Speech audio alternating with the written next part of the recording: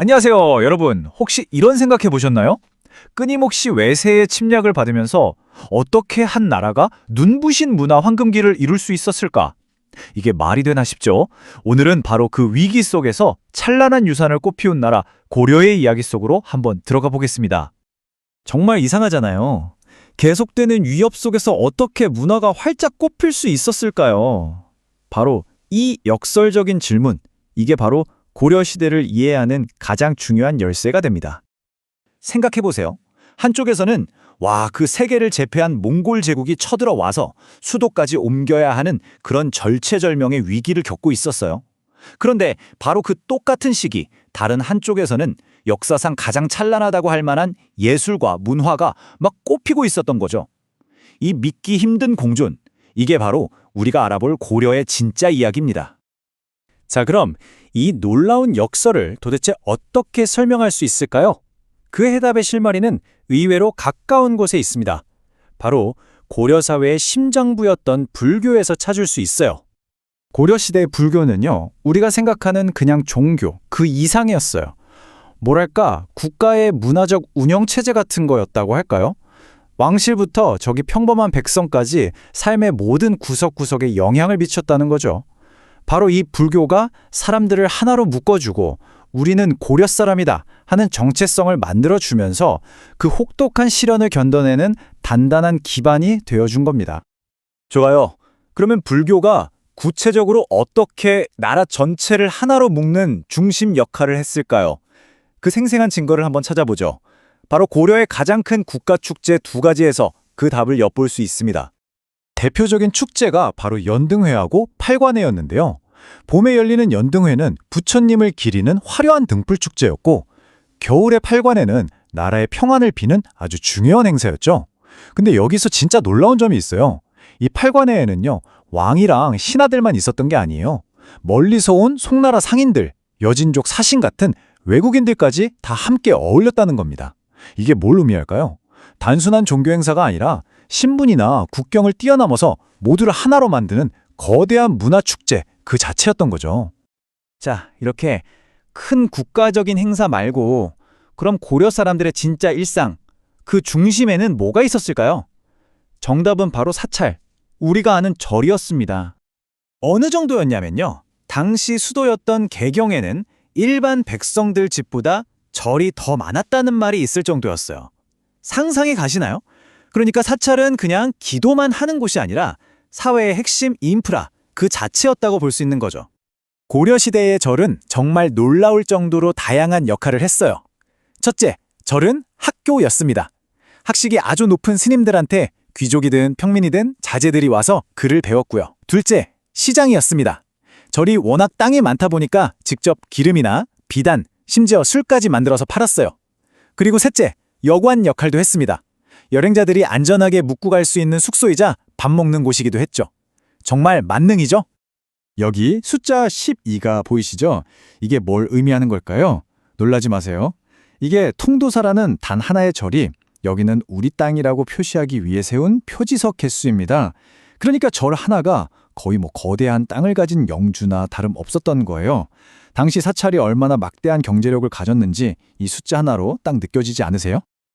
자, 그럼 이런 사회 분위기 속에서 태어난 고려의 예술은 과연 어떤 모습이었을까요? 당연하게도 고려의 예술품들은 당시 사회가 중요하게 생각했던 가치나 권력 구조를 그대로 보여주고 있습니다. 지금 보시는 이게 논산 관촉사에 있는 은진미륵이라는 거대한 불상인데요. 딱 봐도 엄청나죠? 높이가 무려 아파트 6층 높이래요. 이 불상에는 사실 숨겨진 의도가 있습니다.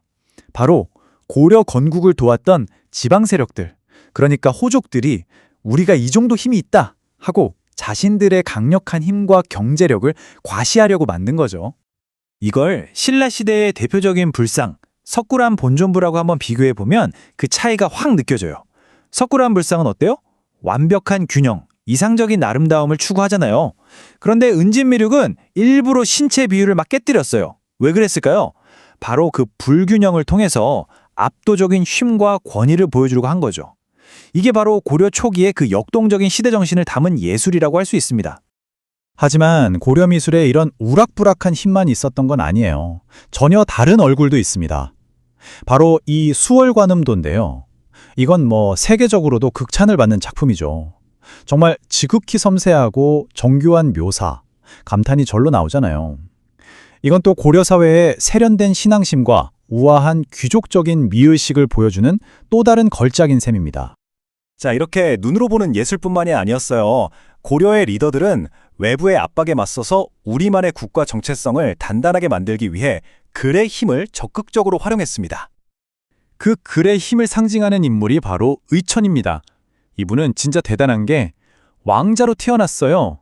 그런데 진리를 찾겠다면서 그 편한 신분을 버리고 스스로 승려가 된 거죠. 거기서 그치지 않고 불교를 더 깊이 공부하겠다는 그 열망 하나만으로 나라 몰래 송나라 유학길에 오르기까지 합니다.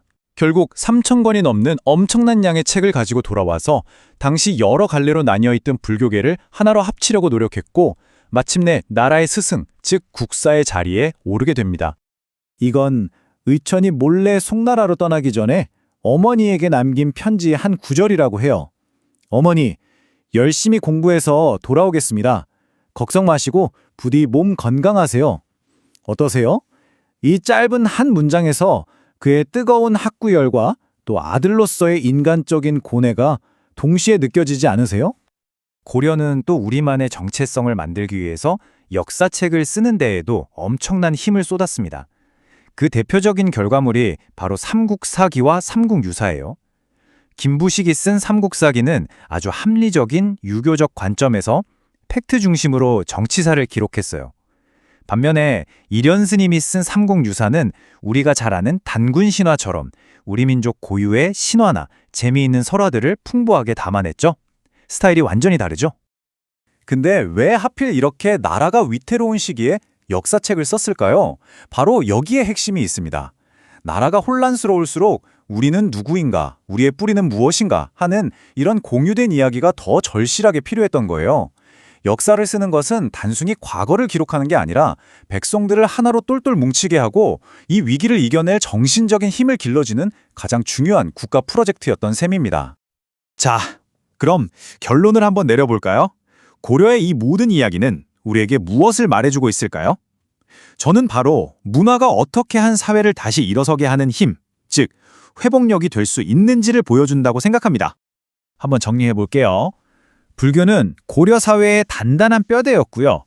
사찰은 그 사회가 살아 숨쉬는 심장 같은 곳이었습니다. 예술을 통해서는 쉼을 과시하기도 하고 간절한 염원을 표현하기도 했죠. 그리고 역사를 기록하면서 우리는 하나라는 정체성을 만들었습니다. 이 모든 것들이 합쳐져서 고려가 그 숱한 시련을 이겨내는 힘의 원천이 된 겁니다. 결국 고려의 이야기가 우리에게 주는 가장 큰 교훈은 이것 같아요. 한 사회가 가장 깊이 간직한 신념과 문화야말로 진짜 위기의 순간에 그 사회를 지탱하는 가장 큰 힘이 될 수 있다는 것. 정말 중요한 메시지죠? 그렇다면 마지막으로 이런 질문을 한번 던져보고 싶습니다. 지금을 살고 있는 우리는 과연 어떤 문화의 힘으로 우리 다음 세대를 위한 유산을 만들어가고 있을까요? 그 답은 아마 우리 각자의 마음속에 있을 겁니다.